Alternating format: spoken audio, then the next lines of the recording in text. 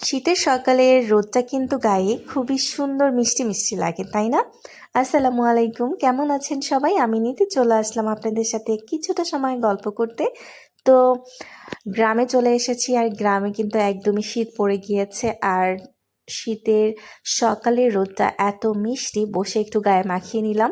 আর এদিক দিয়ে হচ্ছে দেশি কচু আমার শাশুড়ি সেদ্ধ করে নিয়েছে, তারপর ছালটা ফেলে দিয়ে এখন হচ্ছে এটাকে ম্যাশ করা হচ্ছে। এদিক দিয়ে হচ্ছে আমার খুবই পছন্দের ভাত ভাজা। শীতের সকালে ভাত ভাজা, বেশি করে ধনিয়া পাতা কাঁচামরিচ দিয়ে, মানে এই ভাত ভাজাটা দিয়ে নাস্তা আমার ম্যাক্সিমাম সময় হয়ে যায়। এটা খেতে তো আমি অনেক বেশি পছন্দ করি, আমি জানি ম্যাক্সিমাম সবাই এটা খেতে অনেক বেশি পছন্দ করে। তারপর হচ্ছে এদিকে রান্নাবান্না শুরু হয়ে গিয়েছে। এই যে ছোট মাছগুলো, দেশি ছোট মাছ, এগুলোকে হচ্ছে ধনিয়া পাতা কাঁচামরিচ পেঁয়াজ হলুদ লবণ সব কিছু দিয়ে খুব সুন্দর করে মাখিয়ে রাখা হয়েছে। এদিকে কাটাকুটিও সব করা হয়েছে, এখানে শুধু কাঁচামরিচ ধনিয়া পাতা আছে। এখানে হচ্ছে কচুটা, আর কচুর জন্য এদিকে হচ্ছে এই যে মাছ, এই মাছ দিয়ে কচু রান্না করা হবে। মানে সব কিছু রেডি করে নেওয়া হয়েছে, এখন হচ্ছে শুধু ঝটপট রান্নাবান্না করা হবে। আর চুলায় কিন্তু একটা তরকারি প্রায় হওয়ার পথে, সেটা হচ্ছে পাঙ্গাস মাছ। পাঙ্গাস মাছটা আমি না খেলেও আমার শ্বশুর বাড়িতে সবাই অনেক বেশি পছন্দ করে, এবং কি আমার যে মা আছে, আমার মাও পাঙ্গাস মাছ অনেক বেশি পছন্দ করে। তো আমি আমার মানহা পাখিকেও পাঙ্গাস মাছ খাওয়াই, বাচ্চাদের জন্য পাঙ্গাস মাছ তো অনেক ভালো।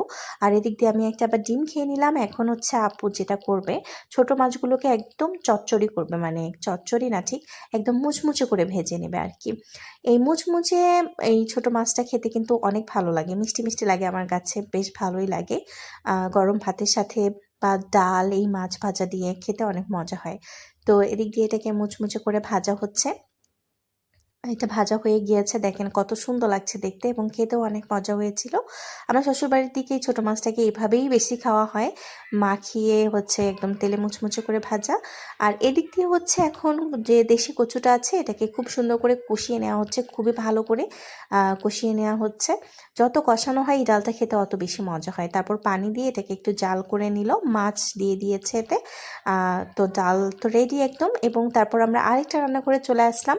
এখানে হচ্ছে গ্যাসের চুলা রান্না বান্না করা হয়, মানে এখানে মাটির চুলা না, আমার শ্বশুরবাড়িতে মাটির চুলার ঘর আলাদা, আবার যে গ্যাসের চুলা ইন্ডাকশন এইসব আছে, এইসবের একটা চুলার ঘর আলাদা আর কি, রান্নাঘর। তো এখানে শুকনা মরিচ কাঁচা মরিচ পেঁয়াজ রসুন ধনিয়া পাতা খুব সুন্দর করে ভেজে নেওয়া হচ্ছে, কারণ এখন হচ্ছে ভর্তা করা হবে। এবং এই ভর্তাটা আমাদের উত্তরবঙ্গের রংপুর অঞ্চলের কুড়িগ্রামে সবখানে অনেক অনেক অনেক বেশি জনপ্রিয়, সবার অনেক পছন্দের, একদম লোভনীয় একটা ভর্তা, শীতল ভর্তা। তো শীতল ভর্তার জন্য তো সব কিছু ভেজে নেওয়া শেষ হয়ে গিয়েছে, এখন শীতলটা মানে ভেজে নেওয়া হবে। এই শীতল ভর্তা কে কে খেয়েছেন এবং কার কেমন লাগে অবশ্যই কিন্তু আমাকে কমেন্টে জানাতে একদমই ভুলবেন না, অবশ্যই জানাবেন। এবং যার যার পছন্দ ঠিকানা দিলে আমার কাছে থাকলে অবশ্যই আমি আপনাদের কাছে পাঠিয়ে দিব। তো যাই হোক, তো শীতলটা ভাজা হয়ে গিয়েছে। মাসাল্লাহ, এই ভর্তাটা তো আমার অনেক বেশি পছন্দ, দেখেন কত সুন্দর লাগতেছে না মাখাতেই। তো এদিক দিয়ে আবার আমার শাশুড়ি গরুর দুধ ছেঁকে নিয়ে এসেছে। তো সেটা আমার এখন হচ্ছে ছাঁকনি দিয়ে ছেঁকে নেওয়া হচ্ছে। আর হচ্ছে এখানে ভর্তাটাকে আমি মাখাচ্ছি আর কি, খুব মজা করে মাখালাম। তারপর হচ্ছে খাঁটি সরিষার তেল দিয়ে দিলাম, সরিষার তেল দিয়ে এখন এবার একটু মাখিয়ে নিব।